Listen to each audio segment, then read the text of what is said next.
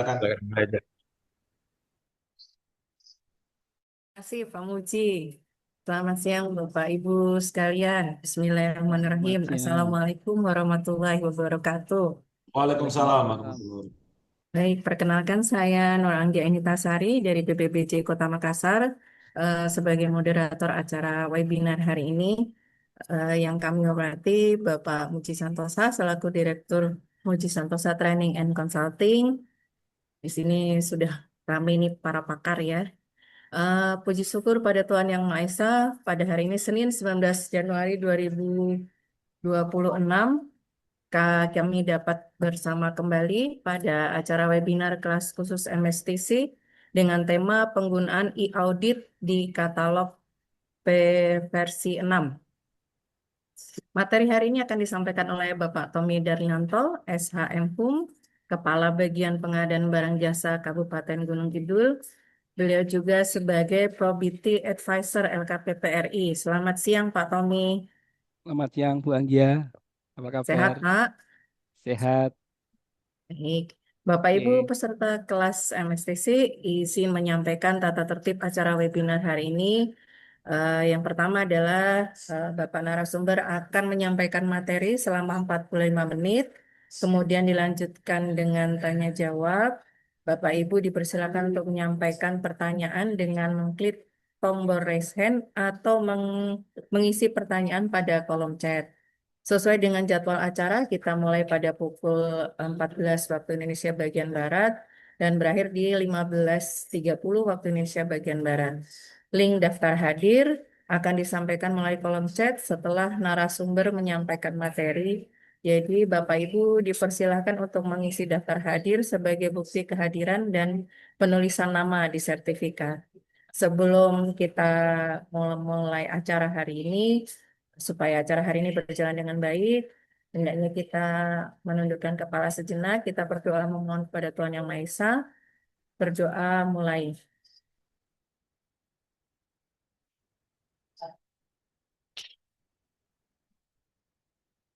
Berdoa selesai. Bapak dan Ibu peserta kelas khusus MSTC, selanjutnya kita akan masuk ke dalam pemaparan materi oleh narasumber. Pada Pak Tommy Darlianto, dipersilakan.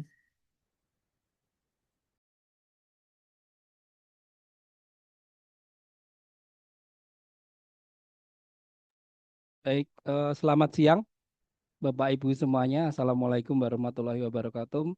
Om Swastiastu, Namo Buddhaya, salam kebajikan, berkah dalam. Terima kasih Pak Muji, suhu kita, Prof. Muklis. Hari ini saya diberikan kesempatan lagi untuk sharing ya dengan Bapak Ibu semuanya terkait dengan penggunaan e-audit di katalog elektronik versi 6 ya.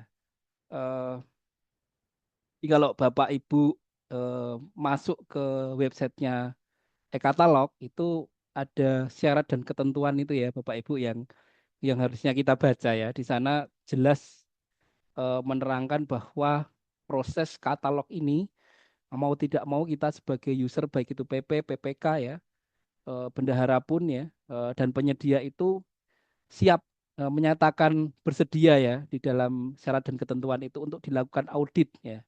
Jadi eh, sudah seharusnya kita melihat apa sih yang dilakukan audit oleh teman-teman auditor dan kemudian eh, fasilitas apa atau fitur-fitur apa yang kemudian diberikan menjadi tools teman-teman auditor dalam memeriksa transaksi kita gitu ya, Pak Ibu ya. Nah, eh, ini sebentar. Nah, sebelumnya saya memperkenalkan diri dulu. Nama saya Tommy Darlinanto. Saya sejak 2 Januari kemarin dilantik menjadi Kepala Bagian Pengadaan Barang Jasa di Sekretariat Daerah Kabupaten Gunung Kidul. Saya juga Property Advisor. Kemudian ini ada nomor handphone saya. Kalau nanti Bapak Ibu mau sharing ya, mau diskusi silahkan ya, Bapak Ibu. Saya terbuka. Kemudian kalau dari pendidikan saya S1 dan S2-nya di Universitas Atmajaya Yogyakarta gitu ya. Kemudian kalau dari pengalaman sebagai pejabat pengadaan, Pokja pemilihan juga, kemudian saya juga Probity Advisor LKPP dan juga tim penyusun model dokumen pemilihan ya. yang akan kita gunakan nanti ini ya. Kita sudah menunggu-nunggu nih dokumen pemilihannya seperti apa. Ini perkenalan singkat saya, kemudian eh, outline materi kita hari ini ya terkait dengan dasar hukumnya, kemudian latar belakang dan menuai audit katalog versi 6 gitu ya. Kemarin juga saya diberikan kesempatan oleh Pak Muji suhu kita untuk membuat tulisan ya bersama Pak Muji ini tentang catatan tipikor gitu. Bapak Ibu kalau mau bukunya bisa menghubungi suhu kita Pak Muji gitu ya. Oke. Nah, dasar hukumnya apa Bapak Ibu? Ini Perpres ya. Yang terbaru ini Perpres 46 tahun 2025, kemudian ada Per LKPP nomor 9 2021, kemudian ada Pedoman Perencanaan Pengadaan, kemudian ada Kepkah eh, ini yang terkait dengan e-katalog versi 6. Saya yakin teman-teman semua di sini sudah membaca semua dengan berulang-ulang ya keputusan Kepala KPP 177 tahun 2024. Kemudian yang terbaru ini ada Kepkah LKPP nomor 93 tahun 2025 ya. Ini tentang mini kompetisi ya. Dan kalau memang menunya saat ini saya lihat di katalog ini masih ke fitur negosiasi, tapi yang menu proses mini kompetisi itu saya lihat belum belum masuk ke auditnya ya. Tapi lebih ke transaksinya setelah proses mini kompetisi itu berlangsung, kemudian proses pemesanan itu yang kemudian akan dilakukan audit. Tapi untuk proses mini kompetisinya sendiri saya lihat di dalam menunya auditor karena kemarin saya juga belajar dengan teman-teman auditor juga ya. Menunya seperti apa sih Gin? Dan memang isunya betul ya kemarin di Hakordia itu disampaikan launching juga terkait dengan fitur eh, auditor ini ya, fitur audit di katalog ini memang dari data yang disampaikan oleh Bu Sarah dan Pak Patria itu memang belum semua kementerian lembaga perangkat daerah auditornya itu mendaftar atau mempunyai akun sebagai auditor. Nah, kalau nanti Bapak Ibu sebagai auditor sudah mendaftarkan diri, misalkan ya saya auditor di Kabupaten Gunung Kidul, maka menu yang akan tampil di menu auditor saya itu adalah menu transaksi yang ada di Kabupaten Gunung Kidul, begitu ya. Kalau Bapak Ibu nanti mendaftar Bu Anggia di Makassar gitu ya, teman auditornya Bu Anggia di Makassar ya, nanti ya proses pengadaan barang jasa melalui katalog yang ada di Makassar itu yang akan bisa dilakukan audit begitu. Di kementerian pun begitu ya. Kemudian untuk pedoman pengawasan ini ada peraturan BPKP nomor 3 tahun 2019 ya. Ini masih berlaku. Kemudian kemarin saya membaca di MCP KPK, MCSP KPK ya pedomannya yang tahun 2025 ini eh, ada hal-hal yang cukup mendetail ya karena ini menjadi pedoman untuk melakukan probity audit apa namanya teman-teman auditor di dalam memprobity audit paket-paket strategis ya. Di situ juga paket strategis itu nggak harus yang tender Bapak Ibu, tapi paket strategis ini eh, bisa yang melalui e-purchasing begitu ya. Jadi pemahaman dulu kan oh paket strategis itu harusnya tender, ternyata nggak. Paket strategis itu paket-paket yang e-purchasing bisa dilakukan gitu ya. Oke. Nah, ini ada surat Bapak Ibu dari Mendagri ya. Suratnya di tahun 2025 kemarin ya. Eh, Suratnya itu nomor 700 tahun 2025 ya, 15 Desember ya. Tentang penggunaan aplikasi e-audit untuk optimalisasi pengawasan APIP guna mencegah terjadinya korupsi dalam pengadaan barang jasa melalui e-katalog. Ya, tadi di awal eh, senior kita Mas Irwan menyampaikan ya Pak Irwan ya, apa-apa kalau udah e-katalog itu dianggapnya aman. Ternyata enggak juga ya. Itu dulu mindset dulu, tapi ternyata sekarang dengan keputusan Kepala LKPP 177 tahun 2025 24 ya, itu ternyata e-katalog ini juga rawan untuk korupsi juga gitu ya. Nah, kemudian eh, di dalam surat itu disebutkan ini Bapak Ibu ya, ada anomali ya, anomali transaksi PPK ke penyedia yang sama ini terjadi berulang sebanyak 1.274 kejadian. Ini tidak disampaikan ini di semua kementerian lembaga pemerintah daerah atau hanya di Pemda saja gitu ya. Kemudian ada kecepatan transaksi yang menurut kategori anomali ini ada 348.120 kejadian. Kemudian ada kecepatan transaksi pertama produk yang tayang ini 640.691 kejadian. Kemudian perubahan harga ini ada 3.102 kejadian. Ya, jadi kalau dilihat dari sini kecepatan transaksinya itu yang paling besar ini ada 348.120 kecepatan transaksi. Nanti kan kita akan bahas ya kecepatan transaksi yang dimaksud itu seperti apa. Kemudian di surat ini memerintahkan kepada inspektur daerah ya untuk memanfaatkan aplikasi audit. Ya. Jadi inspektur inspektur ini harus menginformasikan atau menyarankan teman-teman auditornya yang ada di inspektorat ini untuk memanfaatkan aplikasi e-audit ini ya, membuat akun, kemudian nanti mendaftarkan di katalog dan nanti mengupload role-nya sebagai auditor di wilayah Bapak Ibu semuanya begitu. Nah, kemudian sebenarnya latar belakang audit katalog ini untuk apa gitu ya Bapak Ibu ya. Ini LKPP ditugaskan untuk membuka akses dan data e-katalog kepada APIP ya untuk keperluan audit elektronik dan BPKP bertugas dalam membuat panduan pelaksanaan pengawasan.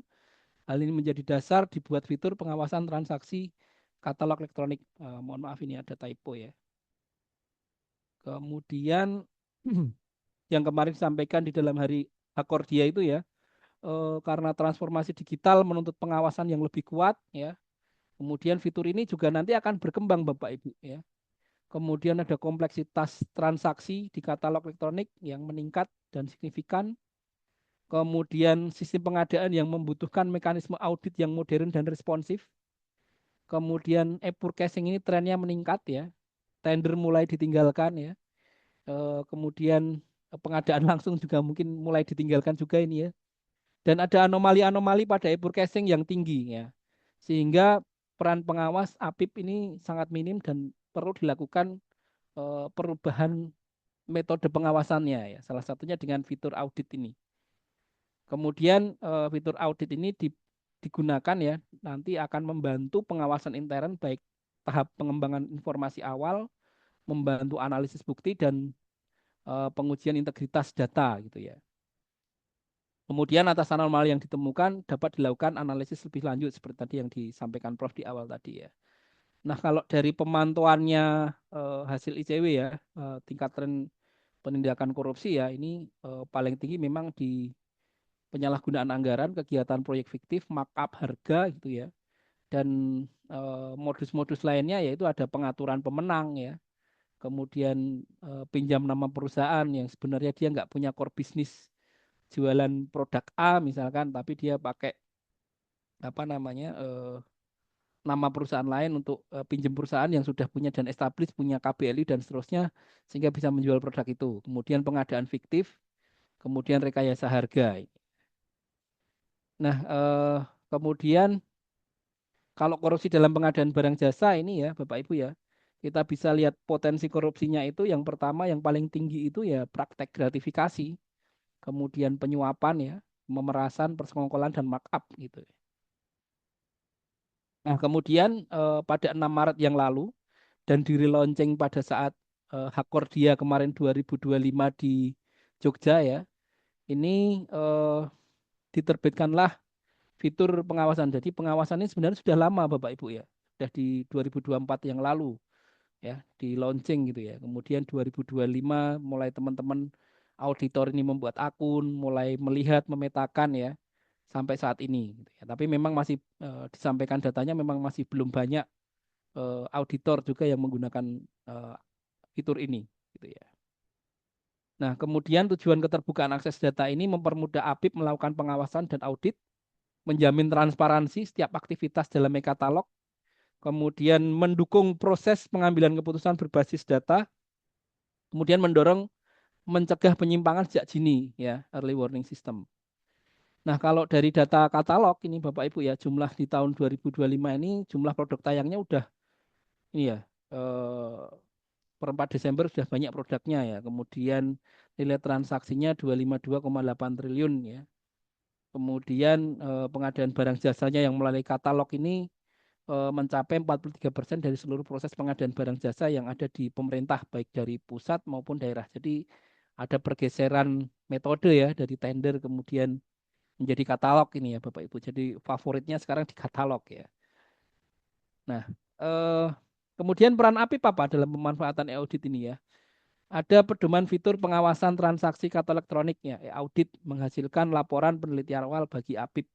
Ya. APIP memiliki peran penting dalam pengawasan dan memberikan informasi deteksi dini sebelum dilaporkan kepada aparat penegak hukum. Jadi apa yang ditemukan di dalam proses audit ini perlu penggalian lagi. Jadi itu red flag gitu ya kalau bahasanya teman-teman LKPP itu ya. Eh, ada indikasi dulu ya. Jadi belum tentu juga ini baru indikasi ya bisa terjadi korupsi atau tidak gitu. Itu perlu pendalaman lagi ya. Jadi dengan fitur ini APIP dapat memberikan masukan serta melakukan review terhadap penambahan modus juga pada e-audit. Jadi nanti yang sekarang baru diberikan fitur 4 ya, nanti kita akan bahas fiturnya apa itu nanti akan berkembang juga Bapak Ibu ya. Mungkin ada fitur-fitur yang lainnya yang akan muncul di situ.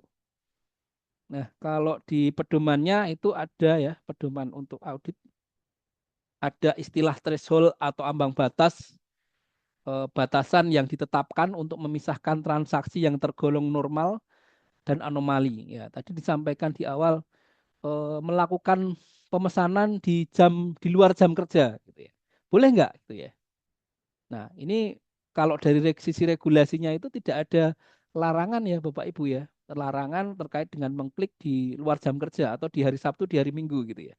Tetapi di menunya auditor ini nanti menjadi anomali gitu ya. Bapak Ibu ngekliknya sudah di luar jam kerja, kemudian kenapa ngekliknya di hari Sabtu misalkan kayak gitu ya. Ini menjadi apa namanya anomali gitu ya menurut auditor ya. Kemudian ini ada median merupakan nilai tengah ya, suatu distribusi data yang diurutkan dari kecil hingga besar. Rasio merupakan perbandingan antara dua atau lebih variabel. Kemudian transaksi ini apa ya? Kesepakatan pesanan antara PPK dan penyedia. Kemudian rasio jumlah paket per penyedia merupakan pembagian antara total jumlah paket dengan jumlah penyedia di satu PPK ya. Tadi dibahas penyedia berulang tadi ya. Nanti itu akan ada salah satu menu fiturnya. Ya, kemudian top penyedia merupakan penyedia teratas dengan jumlah paket terbesar dari beberapa penyedia dalam satu PPK. Kemudian rentang waktu merupakan waktu antara pembuatan paket hingga PPK menyetujui paket. Nah, nah, teman-teman auditor yang sudah membuat akun di katalog Inaprok versi 6, maka nanti akan diarahkan ya setelah akunnya di ACC atau di sudah terverifikasi dan sudah bisa digunakan, maka diarahkan ke fasilitas audit ini ke HTTPS Kendali Inaprok ID ya.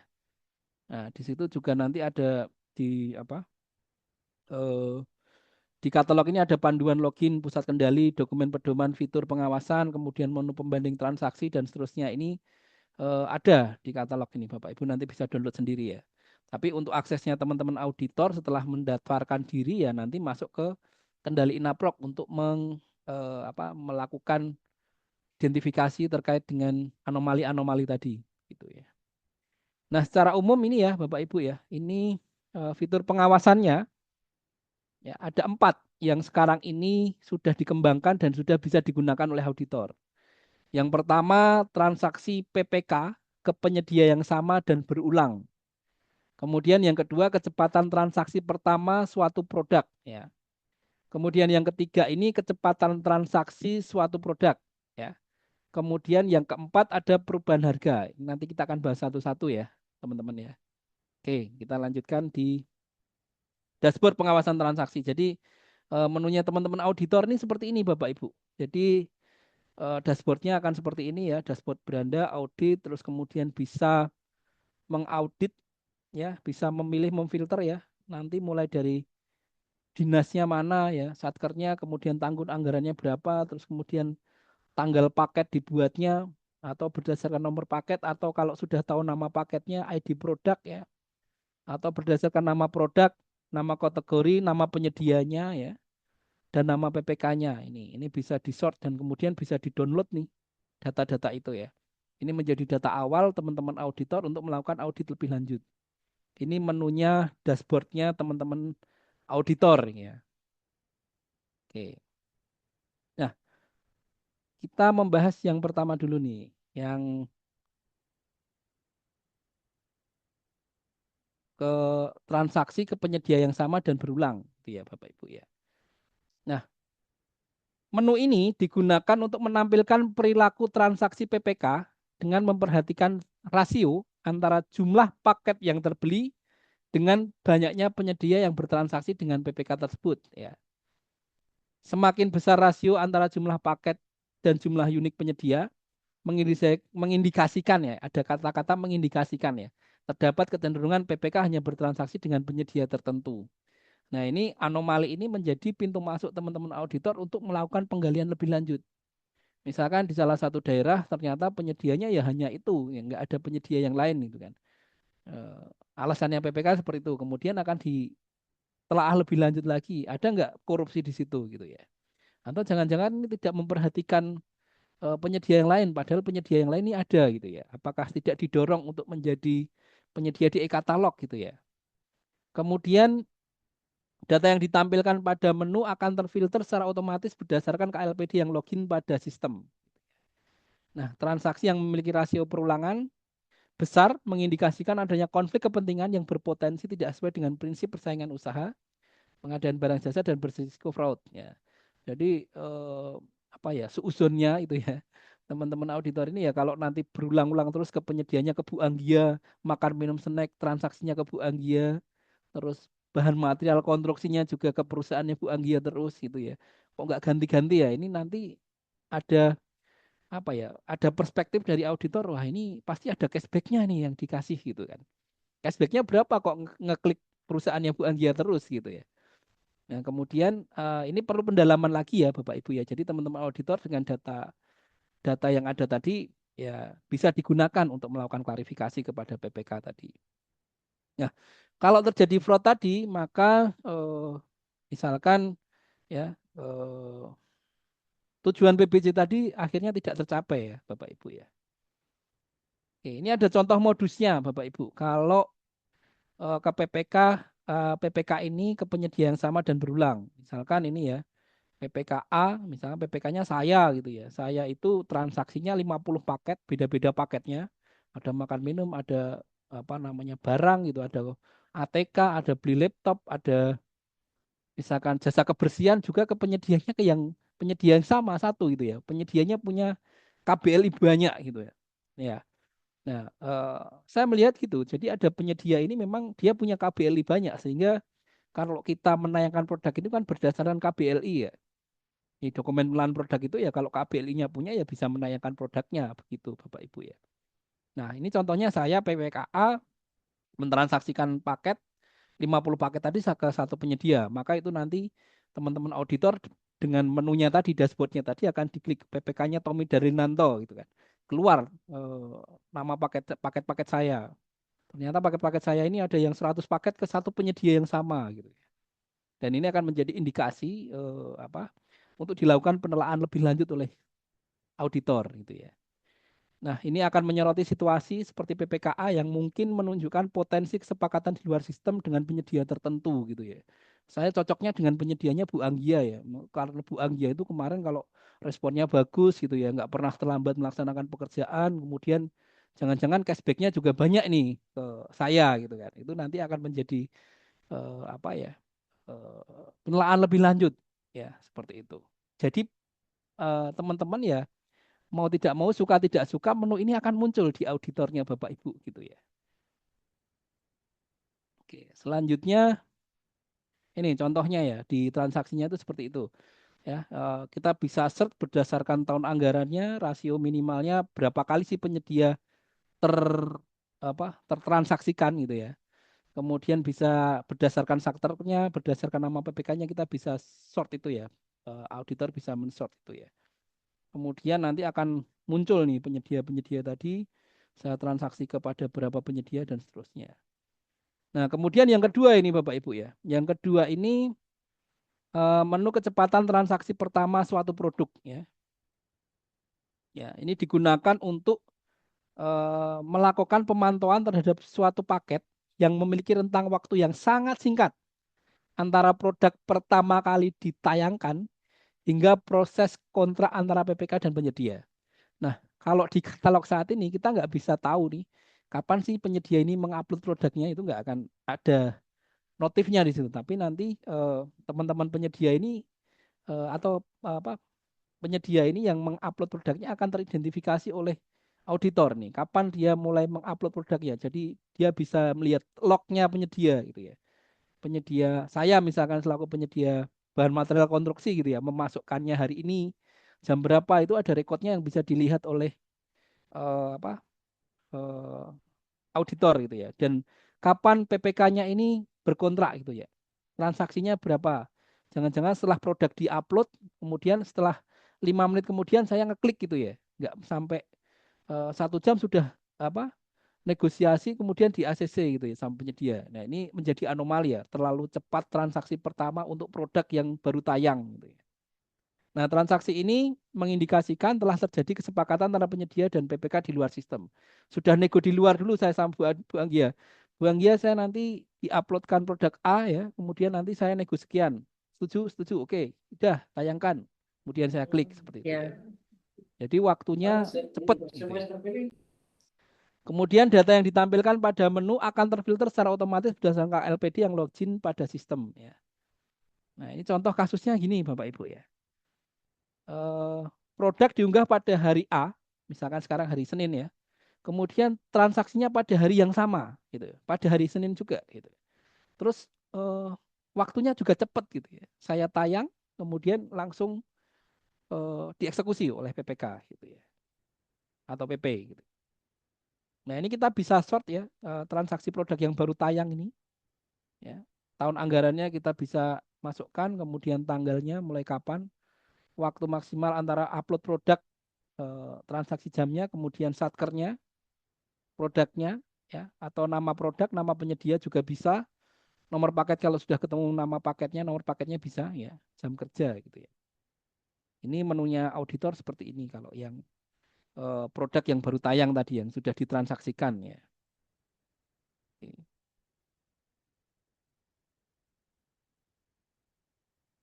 Nah, ini juga perilaku kecepatan suatu transaksi ya. Jadi dari nominal transaksi, kemudian jumlah unit paket, total PPK-nya ini terlihat nih ya.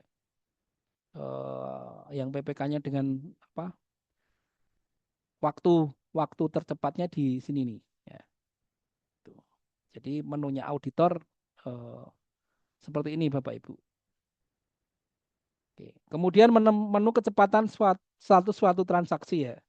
Digunakan untuk melakukan pemantauan terhadap suatu paket yang memiliki rentang waktu yang sangat singkat antara waktu yang dibuat hingga proses kontrak PPPPK ya dengan penyedia. Kalau tadi kan mulai dari yang kedua tadi ya, itu mulai dari produk yang ditayangkan cepat gitu ya. Kemudian dan transaksi. Ini ada menu juga untuk kecepatan transaksinya PPK tadi. Ya. Sepanjang tahapan transaksi terdapat aksi yang perlu dilakukan oleh penyedia maupun PPK seperti proses negosiasi. Jangan-jangan negosiasinya satu kali negosiasi udah langsung di ACC gitu kan, nggak ada hitungan menit gitu ya. Kemudian ketika seluruh aksi dilakukan dalam setiap tahapan, idealnya diperlukan waktu untuk melakukan seluruh proses tersebut. Ya. Waktu transaksi yang cepat dapat mengindikasikan kedua pihak saling berkomunikasi di luar sistem, ya, untuk segera menyelesaikan proses paket. Ya. Jadi ini indikasi ya Bapak Ibu ya. Kalau misalkan ternyata memang tidak ada fraud di situ ya, tidak ada temuan fraud ya berarti tidak ada korupsi di situ. Tapi ini menjadi indikasi kalau terlalu cepat melaksanakan transaksi juga menjadi indikasi terkait dengan korupsi gitu ya. Kemudian contoh modusnya gini ya. Pada kategori status suatu transaksi, paketnya PPK atau PP membuat di jam 10. Kemudian paket disetujui dan terjadi kesepakatan kurang dari 60 menit ya. Tuh, misalkan PPK-nya tadi saya ya. Bu Anggia tolong dong ini sudah saya buat paket segera dong di ini diproses gitu ya. Kemudian ada korupsinya di situ. Nah, ini menjadi pintu masuk gitu ya Bapak Ibu. Ini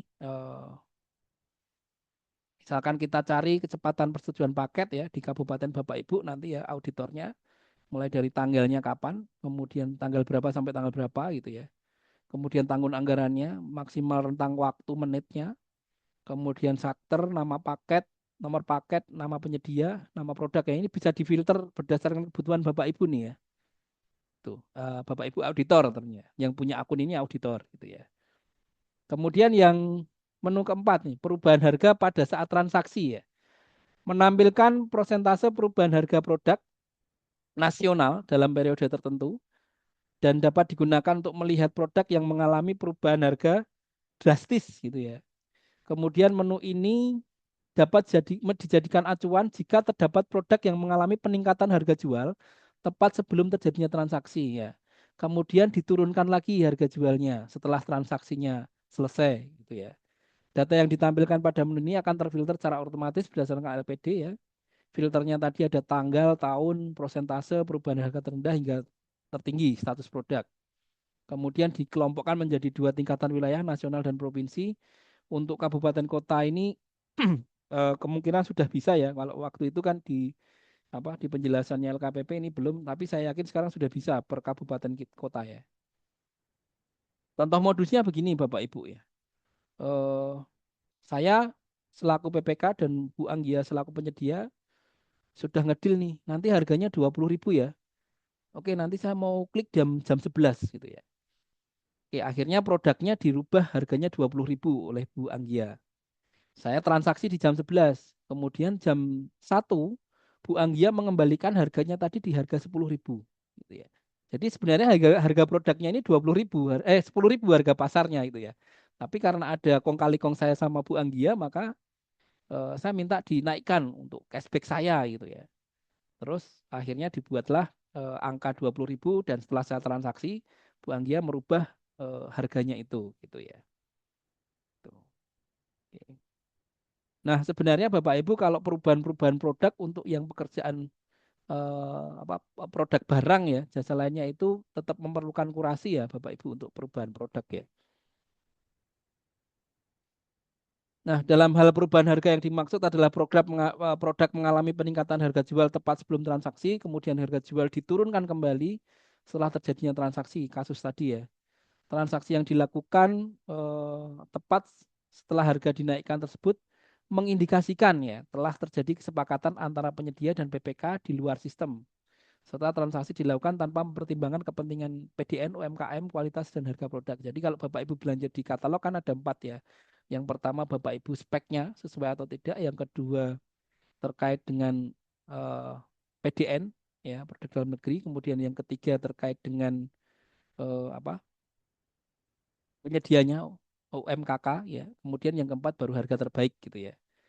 Selain itu penurunan harga kembali setelah transaksi dilakukan mengindikasikan adanya penyembunyian, concealment atau perbuatan fraud gitu ya.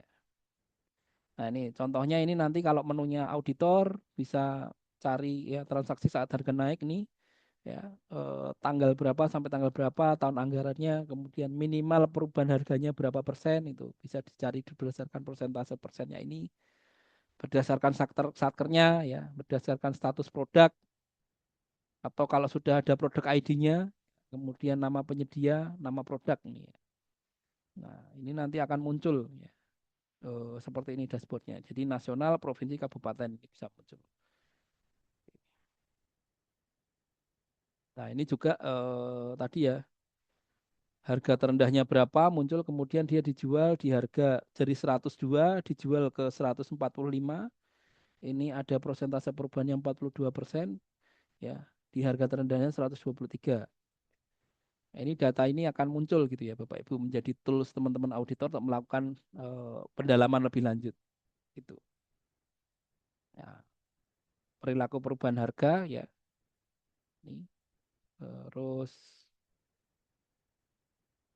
ini misalkan tadi di sort berdasarkan tanggalnya ya. Jamnya juga ya. Kemudian ini hasilnya seperti ini.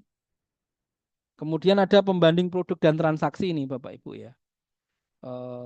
Merupakan data yang bisa digunakan oleh APIP atau auditor sebagai pembanding ketika melakukan analisa sebuah anomali. Ya. Data yang ditampilkan berisikan produk dan transaksi dan semua instansi di sistem katalog elektronik. Jadi nanti kalau saya sebagai auditor di Kabupaten Gunung Kidul, maka ya wilayah Kabupaten Gunung Kidul tadi, saya morsot ke Dinas Pendidikan misalkan itu ya, saya pilih di apa sortingnya tadi ke Dinas Pendidikan misalkan. Jadi nanti kalau Bu Anggia di Makassar ya hanya menunya teman-teman auditor, temannya Ibu yang ada di Makassar sana gitu ya, yang muncul gitu. Kemudian pada pembanding produk dan transaksi terdapat dua jenis menu ya. Eh, Pembanding produk dan pembanding transaksi. Pembanding produk ini untuk melakukan pembanding produk seperti produk yang sama dengan penyedia yang berbeda dari satu anomali yang ada. Pembanding transaksi ini untuk melakukan pembandingan ya, transaksi dengan instansi lain atau instansinya sendiri. Nah, ini contohnya ya, menunya fiturnya e-audit tadi ya di teman-teman auditor ini ya, fitur audit pengawasan transaksi ya, ada perubahan harga, ada PPK penyedia yang sama dan berulang, kecepatan transaksi pertama, kecepatan status ya, dashboard transaksi dan produk, ini pembanding produk dan transaksi. Kemudian ada laporan kerja ya. Ini menunya auditor seperti ini Bapak Ibu. Ya, ya. Ini ngesort berdasarkan tanggal ya, ke filter ya, filternya ini. Oke. Filter nama PPK juga bisa ya, filter produk kalau sudah punya ID produknya tadi ya. Dan kemudian ini fitur yang terakhir adalah fitur laporan kertas kerja ini Bapak Ibu ya. Auditor hanya bisa melihat laporan kertas kerja sesuai dengan instansi asalnya ya. Jadi saya nggak bisa sebagai auditor di Gunung Kidul, saya nggak bisa lihat yang punya Bu Anggia di Makassar dan seterusnya. Laporan kertas kerja juga dapat diakses oleh auditor BPKP, BPK, dan KPK. Kemudian bila mana diperlukan, kertas kerja yang telah diunggah dapat diunduh kembali ya.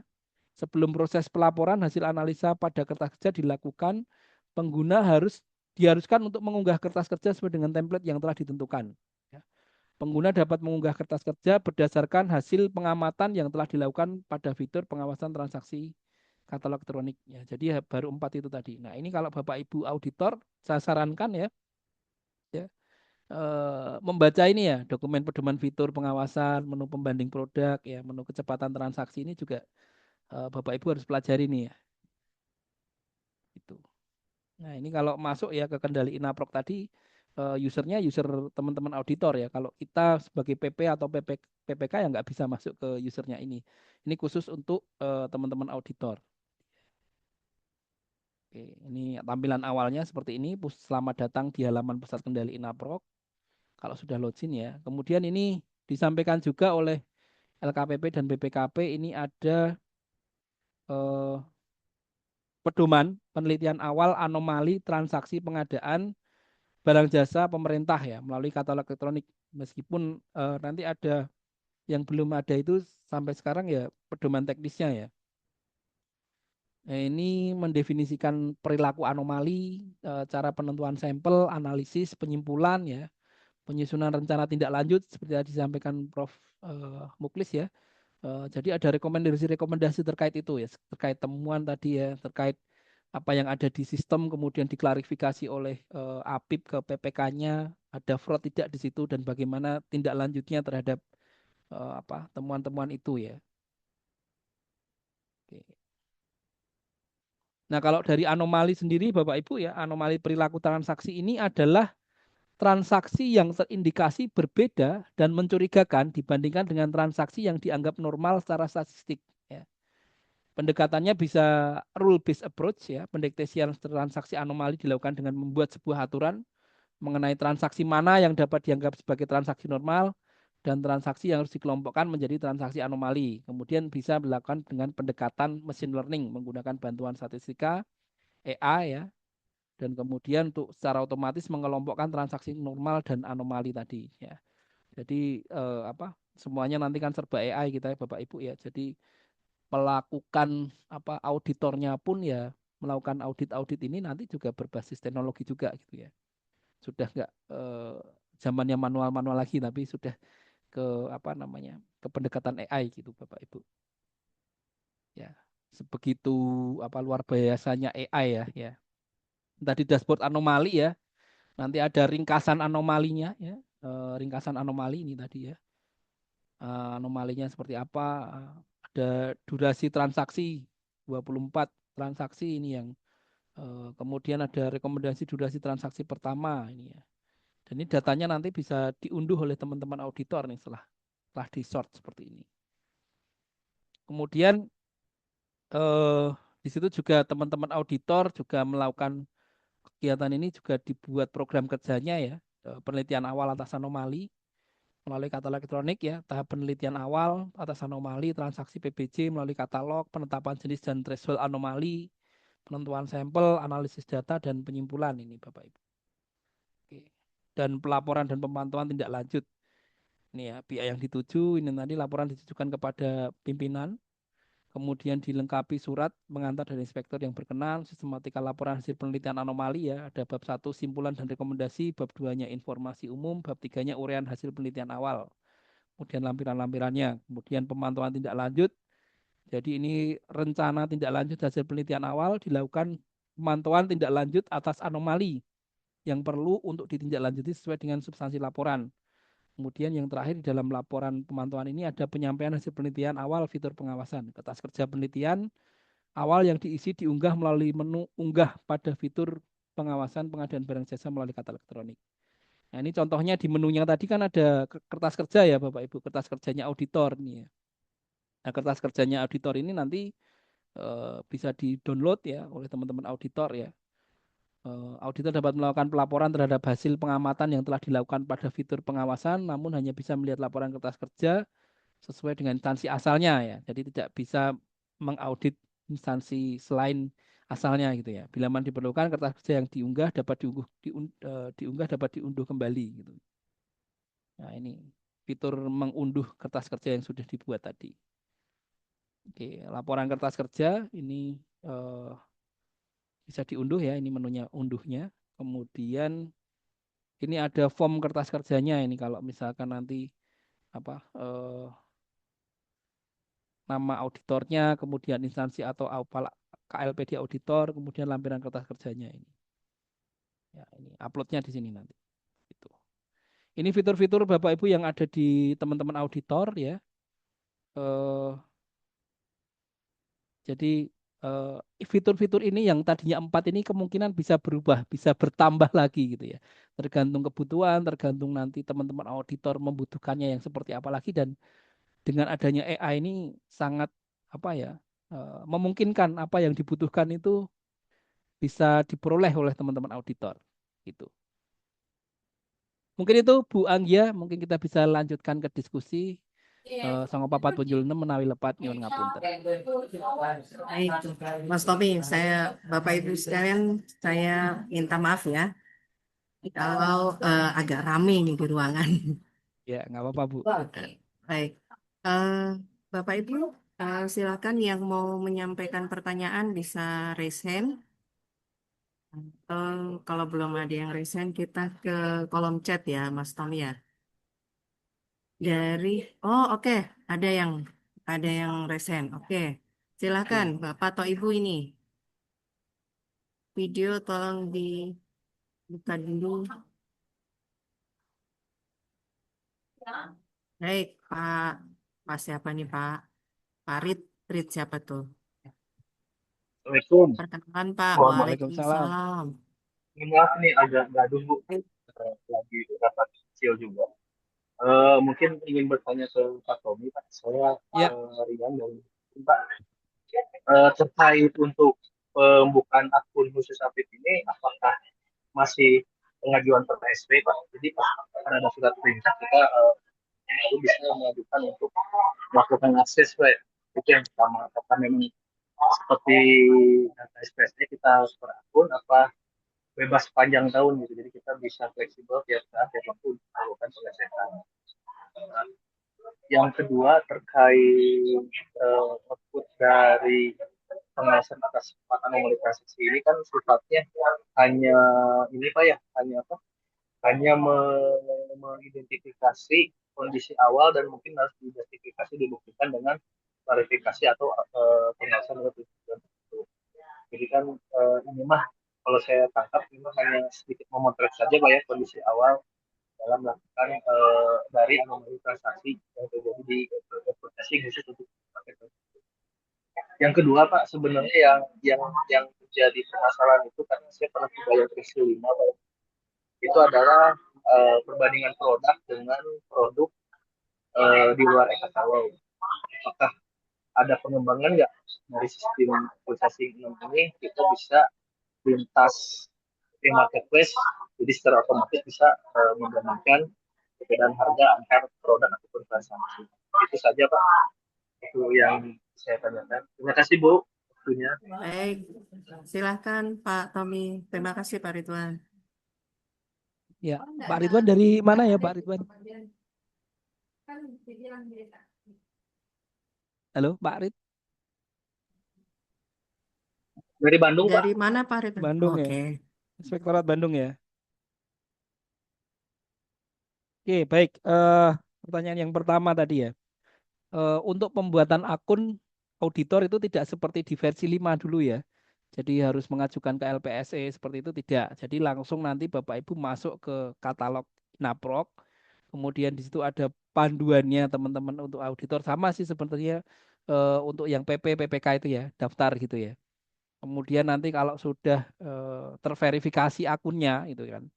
Nanti Bapak Ibu mengupload role-nya sebagai auditor gitu ya. Nanti ada surat tugasnya. Nah, surat tugasnya itu eh, per tahun ya. Eh, Surat tugasnya per tahun itu di-upload ya. Kayak PP ini kan juga per tahun ya. Nanti setelah kayak kemarin ya, setelah 31 Desember ya 2025 itu ya sudah off gitu ya. Nanti kalau mau jadi PP lagi ya upload baru lagi pembaharuan gitu ya. Jadi tidak seperti dulu di versi 5 ya atau di LPSC itu kan harus mengajukan akun ya ke LKPP baru dibuatkan akun auditor tapi sekarang teman-teman auditor secara mandiri mendaftarkan dirinya gitu ya di aplikasinya katalog gitu ya. Jadi langsung mendaftar. Oke, terus nanti ya sama tahapannya mendaftarkan email, nomor telepon, kemudian nanti verifikasi wajah gitu ya, dan KTP seperti itu.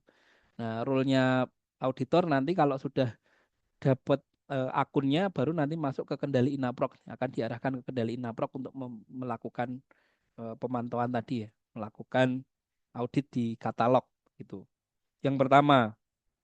Nah, betul yang kedua pertanyaannya ini sebagai bukti awal ya, indikasi awal, bukti permulaan gitu ya. Jadi ini perlu dilakukan pendalaman lebih lanjut ya terkait dengan hasil temuan di sistem tadi gitu ya. Misalkan ternyata tadi case yang pertama penyedia yang sama berulang gitu ya.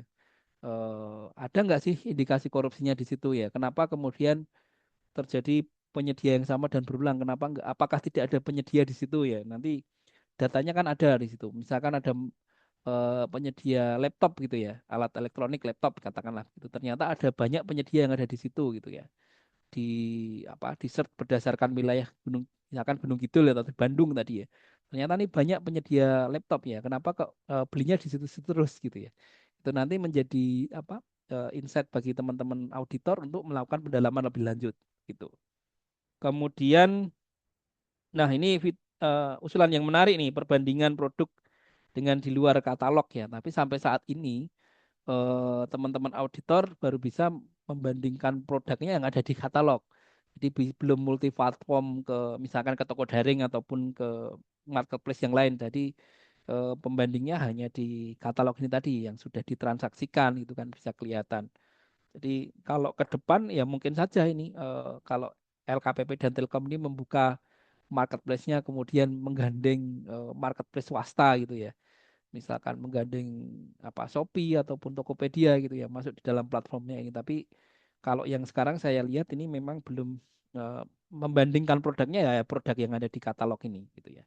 Mungkin ini usulan yang bagus yang nanti bisa disampaikan ke KPP. Kalau saya melihat juga sampai saat ini yang muncul eh, satu ya hanya bisa melihat penyedia ini sudah bertransaksi berapa kali ya produknya dibelanjakan, tapi harga produknya yang dibelanjakan terakhir itu nggak muncul gitu.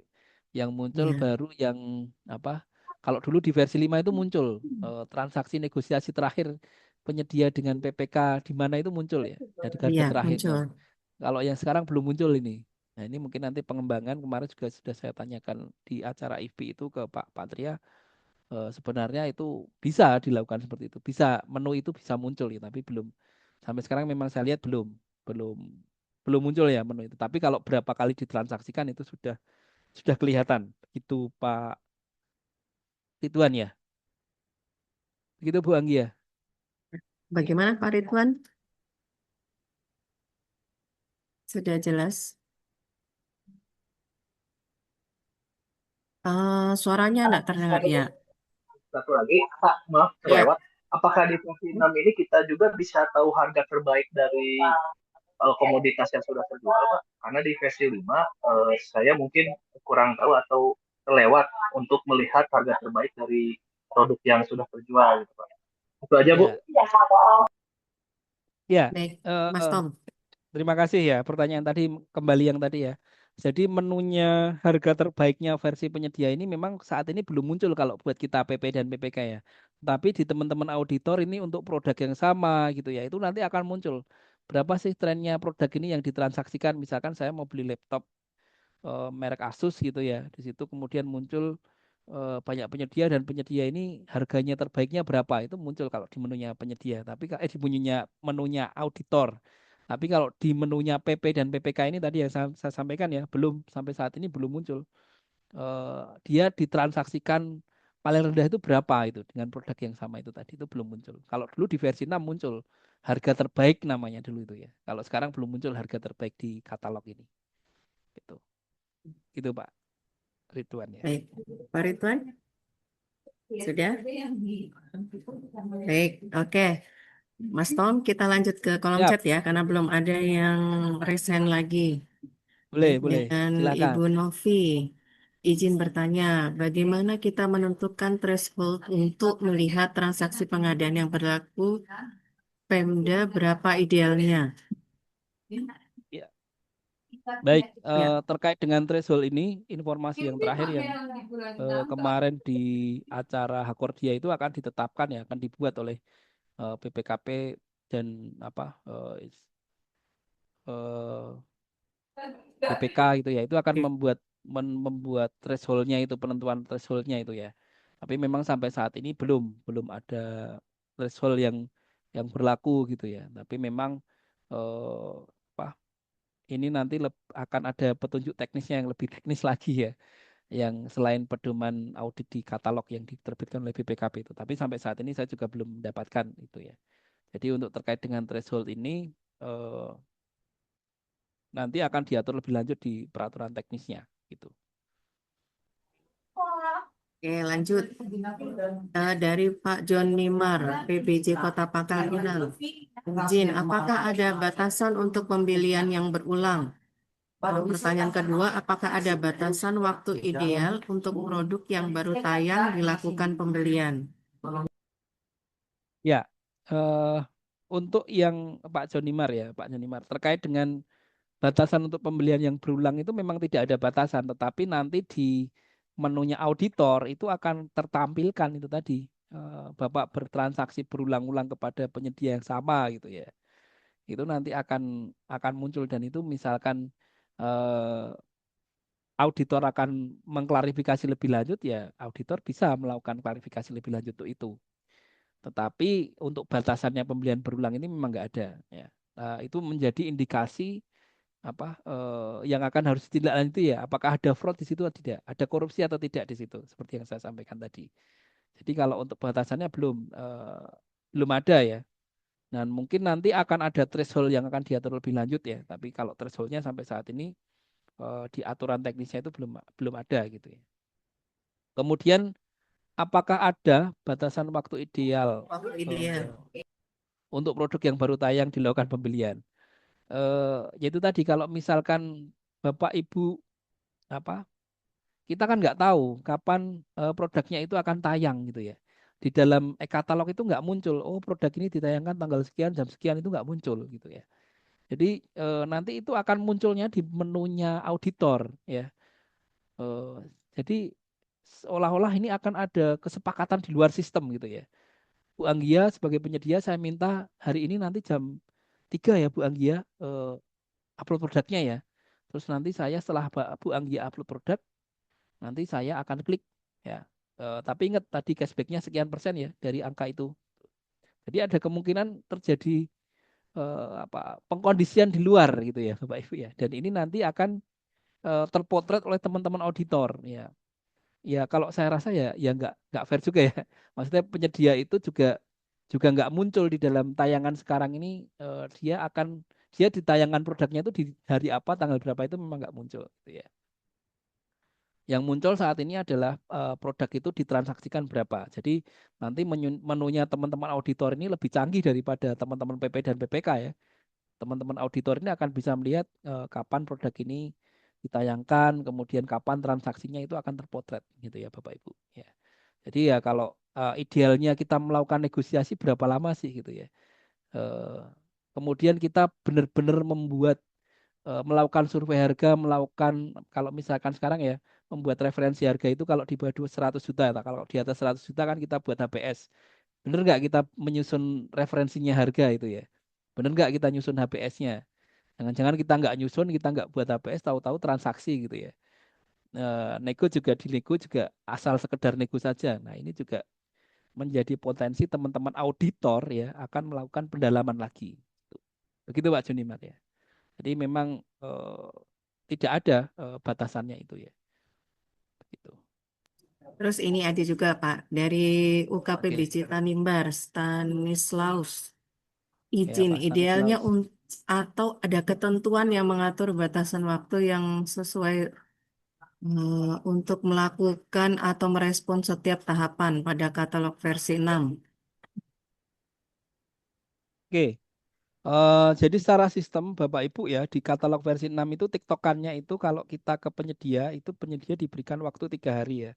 Sama juga kalau kita dari PP tiktokan ke PPK ya setelah proses negosiasi kita dengan penyedia itu kita diberikan waktu 3 hari ya, 3 kali 24 jam untuk merespon gitu ya.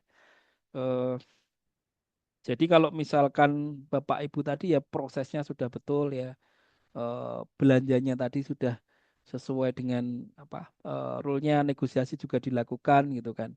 Kemudian kalau tidak ada korupsi di situ ya lah aman-aman aja. Tetapi kalau tadi kemudian terpetakan oleh teman-teman auditor dan ternyata ada korupsi di situ, nah ini yang kemudian nanti menjadi apa pintu masuk teman-teman auditor ya anomali-anomali tadi ya ini menjadi pintu masuk auditor untuk melakukan penggalian lebih lanjut begitu ya Bapak Ibu. Jadi apa sedemikian rupa AI-nya di katalog ini ya bisa mendeteksi itu ya menjadi indikasi awal gitu ya. Kata-katanya kan indikasi awal ya. Tergantung nanti pendalamannya teman-teman auditor seperti apa dengan data-data itu gitu. Oke, lanjut Mas Tom. Ya, oke. Nah, dari Ibu Puroto Aini mau bertanya, bagi kami yang kesehatan, semisal pembelian regen setiap tahun, kami akan membeli regen yang sama ke penyedia yang sama. Apakah ini akan termasuk anomali? Sementara memang penyedia yang ada hanya ini dari distributor ada, tapi harga lebih mahal. Bagaimana itu, Ya, Mas Tom?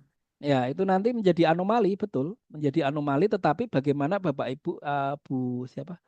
Bu Ratul ini ya tadi ya. Aini, Ya, bagaimana Ibu kemudian menjawab auditor ini ya dan ada fraud nggak di situ?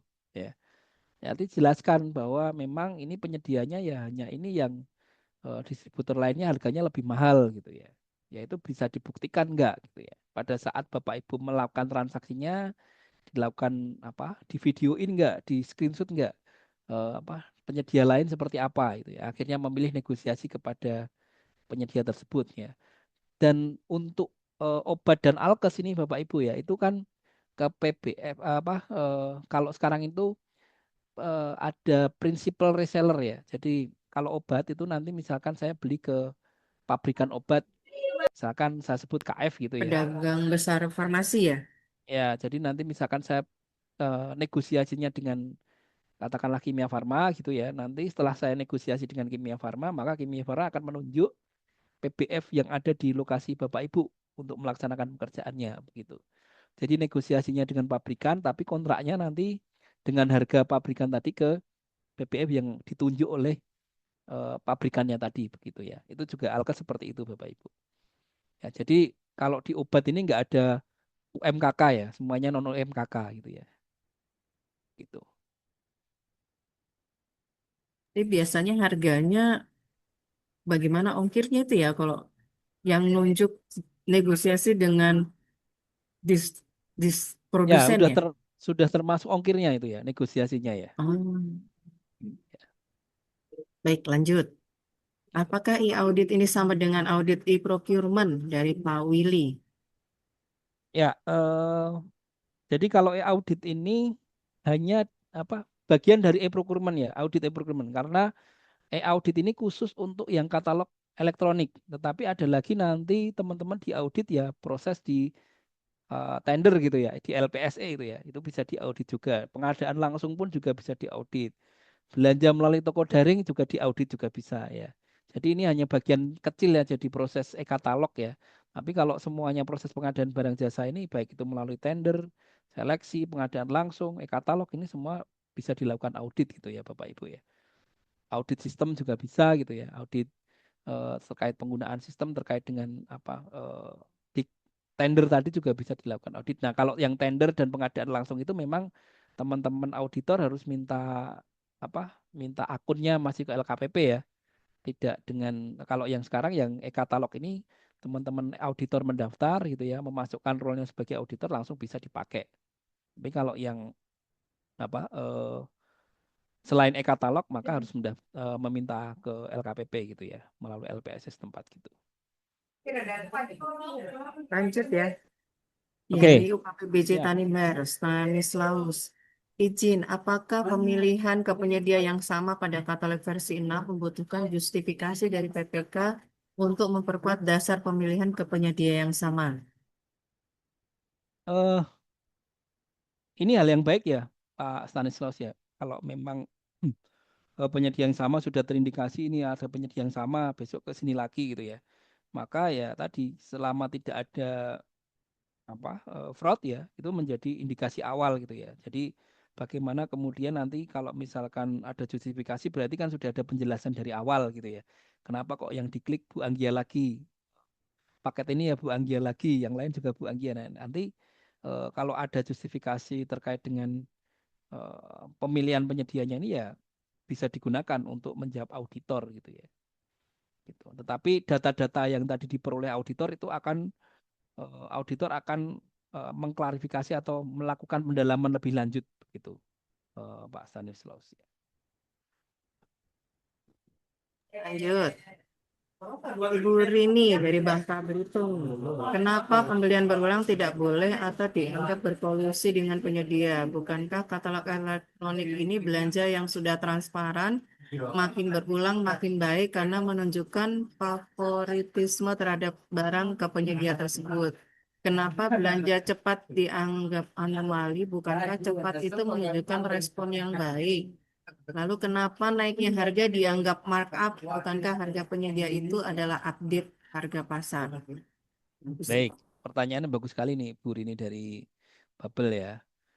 Yang pertama tadi kenapa pembelian berulang tidak boleh dianggap sebagai kenapa tidak boleh atau dianggap berkolusi dengan penyedia?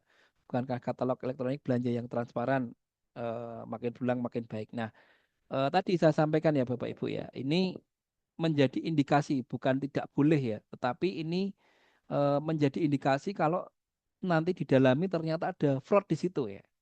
Jadi memang dikasih menu sebagai auditor itu untuk menjaga eh, performnya belanja di katalog ini seperti apa gitu ya kiranya gitu.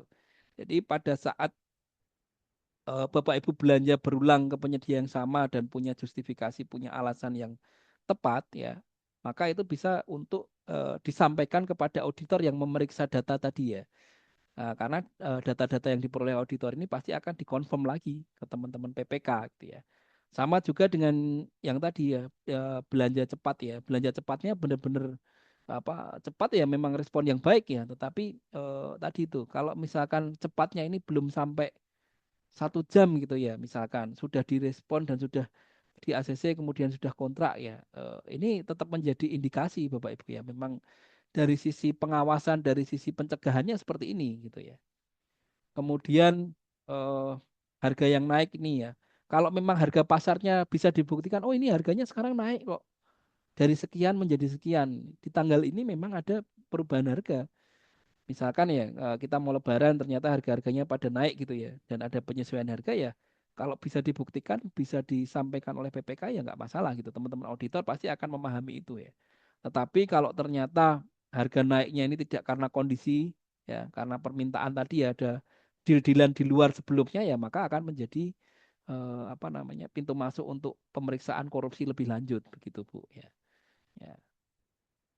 Jadi memang harus bisa dibuktikan bahwa memang harga pasarnya ini naik gitu ya. Nah, itu harus ada survei HPS atau pembuatan referensi harga tadi yang menunjukkan bahwa memang harganya itu naik dan penyedia menyesuaikan harga sekian gitu. Begitu. Ya. Jadi hal-hal yang menjadi empat empat intervensi teman-teman auditor tadi ya, empat toolsnya, empat menunya auditor ini menjadi awal indikasi ya. Jadi bisa aja tidak gitu ya. Tergantung nanti argumentasi dan kondisi yang bisa disampaikan oleh Bapak Ibu PPK atau PP tadi gitu. Oke, jadi tidak serta-merta kemudian yang berulang-ulang ini kemudian ada korupsinya, enggak juga gitu. Jadi tergantung nanti bagaimana mengkomunikasikannya, bagaimana kertas kerja Bapak Ibu ya berbicara itu ya di auditor gitu ya. Jadi dalam proses katalog ini baik itu negosiasi maupun mini kompetisi ya tetap siapkan Bapak Ibu kertas kerjanya biar nanti pada saat ada pemeriksaan ini loh kertas kerja kami yang kami lakukan. Ini referensi yang kami buat gitu ya. Ini HPS yang kami buat gitu.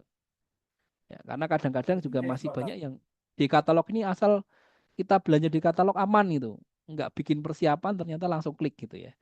Ya kalau kita belanja di Shopee ya nggak masalah gitu kan duit-duit kita. Tapi kalau ini belanja pakai uang negara ya mohon hati-hati Bapak Ibu semuanya begitu. Oke, gitu ya Bu Rini ya. Diperkuat terdokumentasi juga ya. Iya betul, betul. Dokumentasikan. Kalau saya sarankan setiap kali Bapak Ibu mau klik ya, itu bisa screen video atau apa namanya, screenshot ya, proses yang dilakukan gitu ya. Karena itu nanti juga akan diperiksa oleh auditor juga. Kita punya bukti-bukti itu.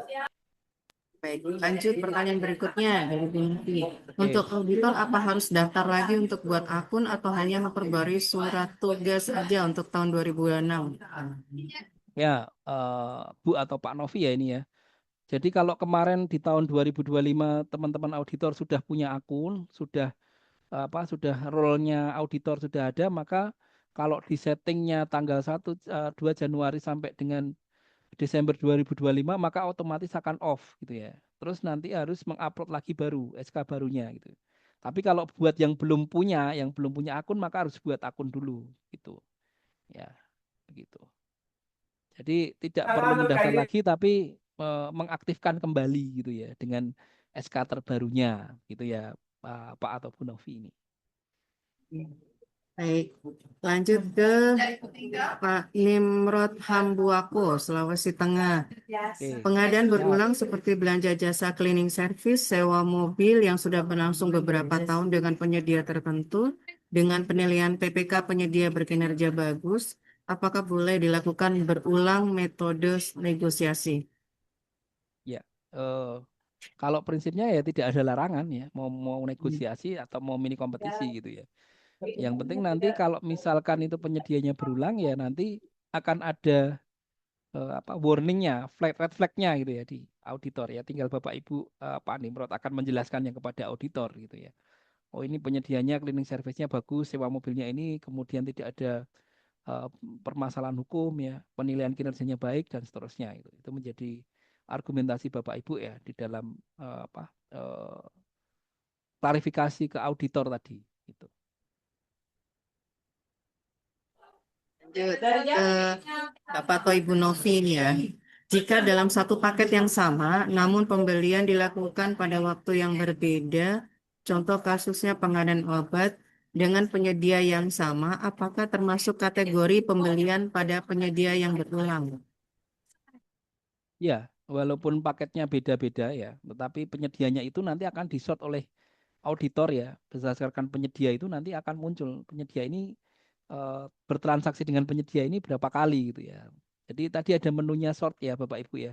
memfilternya teman-teman auditor itu bisa dari penyedianya, bisa dari PPK-nya, bisa dari produknya gitu ya. Jadi menurut saya toolsnya teman-teman auditor ini sudah lengkap Bapak Ibu. Ya, tergantung kita apakah di dalam proses pelaksanaan apa pekerjaannya ini ada niat korupsi atau tidak gitu kan. Pak Muji kan selalu menyampaikan ya eh, 5L matamu itu ya. Eh, Maka Bapak Ibu ya harus apa niatnya dulu ini ya. Niatnya mau korupsi apa enggak sih gitu kan.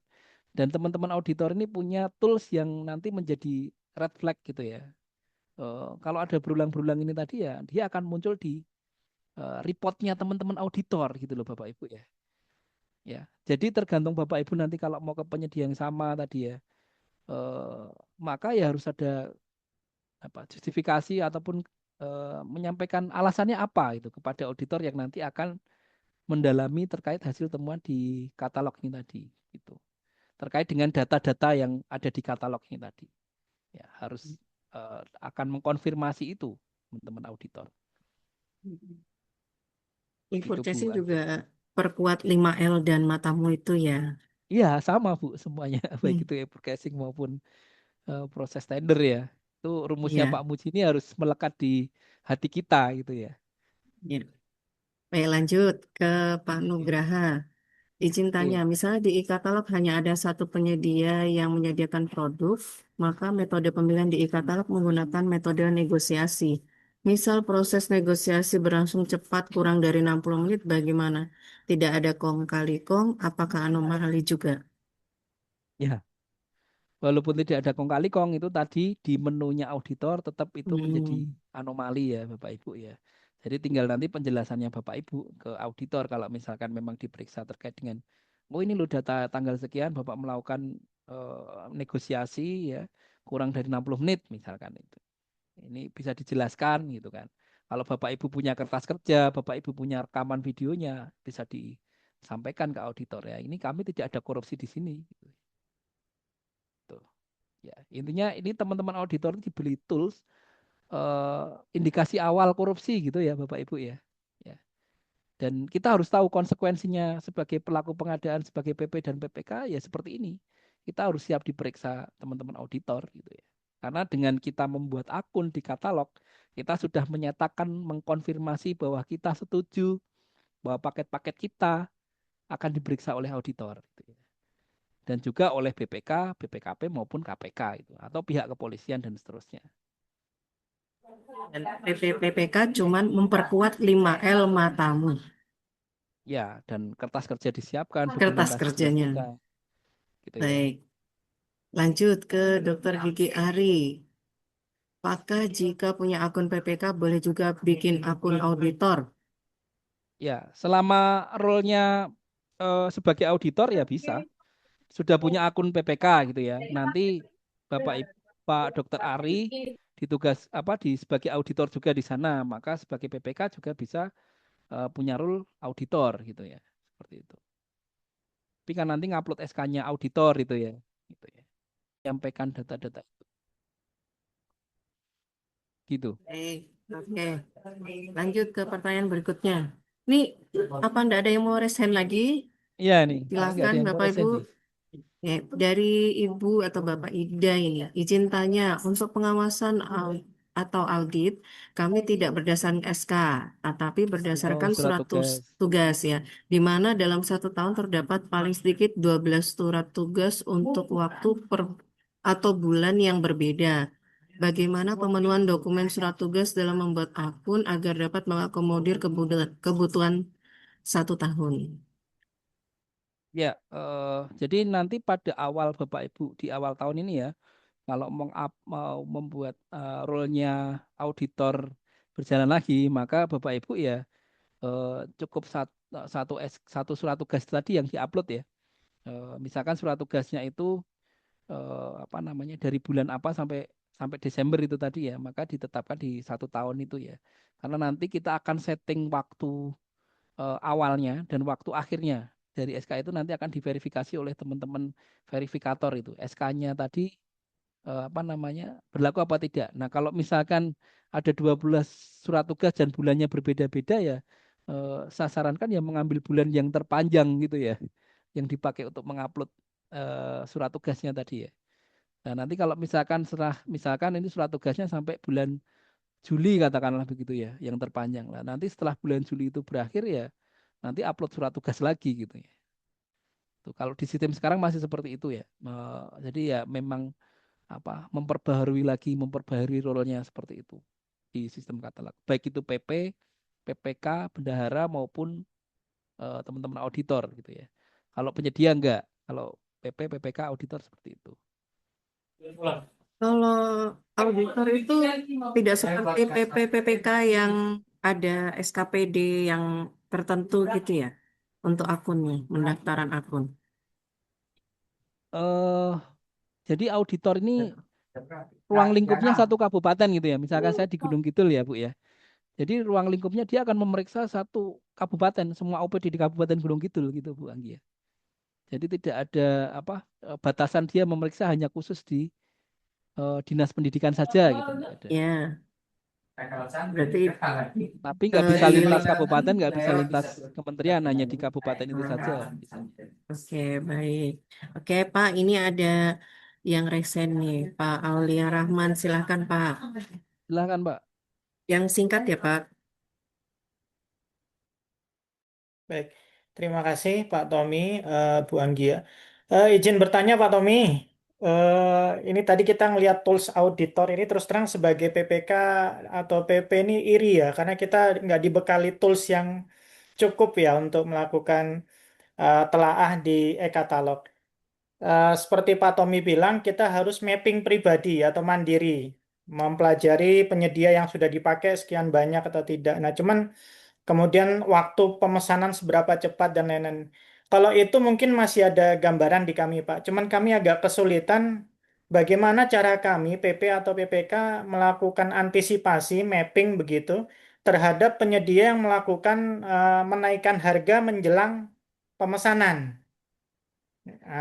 Karena kita, saya sendiri juga kesulitan. Ini harga yang ditayangkan ini sebelumnya sudah dinaikkan atau tidak. Cara supaya tahunya itu bagaimana ya begitu Pak Tommy. Terima kasih Pak Tommy.